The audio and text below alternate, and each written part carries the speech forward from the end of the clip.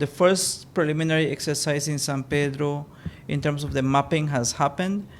I know that the immediate contacts of the person who the index case are going to be swabbed, and those samples will be brought to today for testing.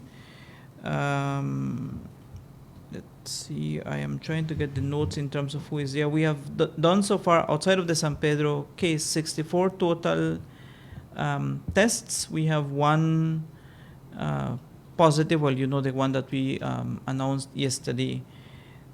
In terms of the case that we had initially reported, that we had gotten a call from the US, we got the note from the International Health Regulations focal point in the US to indicate that they had not been able to trace any person that had been positive after leaving Belize. And so it doesn't seem, well, it was a rumor surveillance accordingly.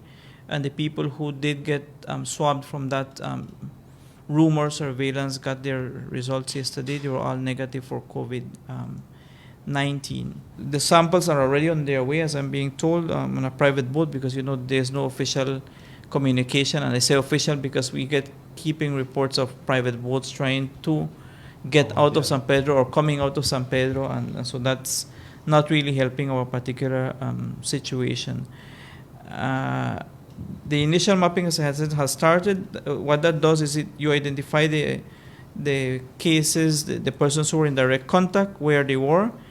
So we have an initial set of names. Of course, those names are not released. What we do is contact them directly and find out the level of interaction, determine whether they need to be swabbed or not, and then we keep, we do that line listing. Will also have the current status, health status of the person.